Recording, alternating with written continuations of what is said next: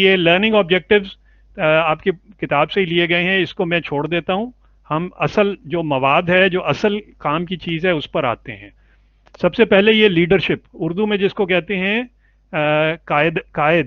Leader کو کہتے ہیں قائد یا رہنما، اور جو قیادت کر رہا ہو یا رہنمائی کر رہا ہو اس چیز کو لیڈرشپ کہتے ہیں.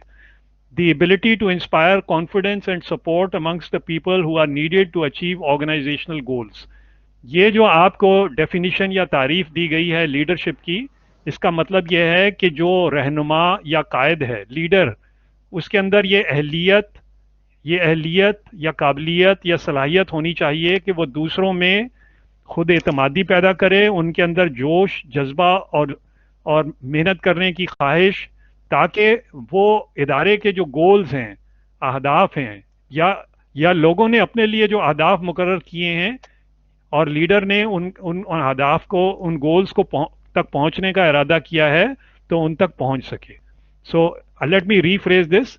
A leader persuades or a leader convinces his team members, his followers to achieve organizational goals. ٹھیک ہے، امید ہے کہ یہ بہت آسان سی چیز ہے. یہ مینیجر کا بھی رول یہی ہے اور لیڈرشپ کا بھی یہی ہے. یہ ایک چیز مشترک ہے لیڈر میں اور مینیجر میں. ٹھیک ہے، اوکے.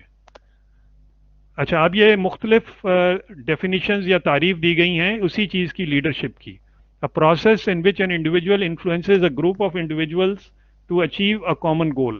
میرا خیال ہے یہ پہلے بھی بتا چکا ہوں کہ یہ ایک پروسیس ہے، یہ ایک ایسا عمل ہے جس میں کئی مراحل آتے ہیں، سٹیپس آتے ہیں، اور جس کے ذریعے ایک شخص، قیادت یا لیڈر، وہ دوسروں پہ اثر انداز ہوتا ہے، انفلوئنس کرتا ہے، ان کو قائل کرتا ہے، زبردستی نہیں کرتا. مینیجر جو ہے وہ زبردستی کر سکتا ہے، آرڈر دے سکتا ہے.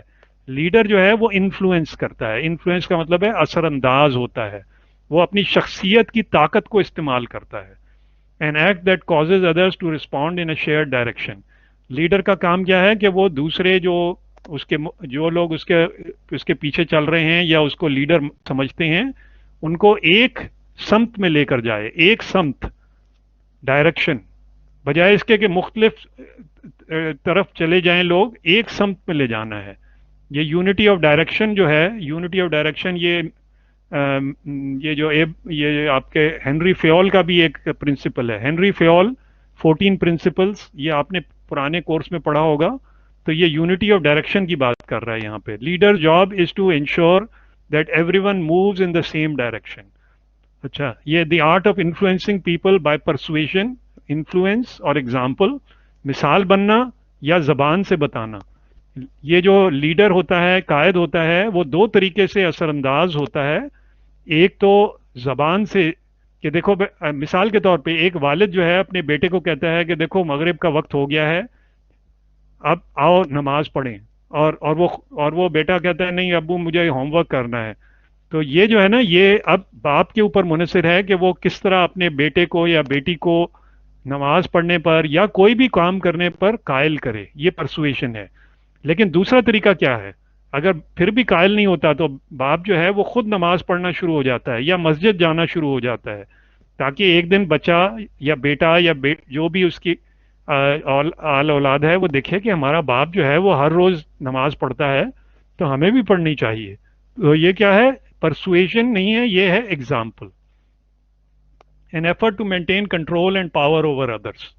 اوکے، ڈائنامک فورس ہے یہ، وقت اور حالات کے مطابق یہ بدلتی رہتی ہے. It's a changing force that motivates and coordinates the organisation in achieving its goals.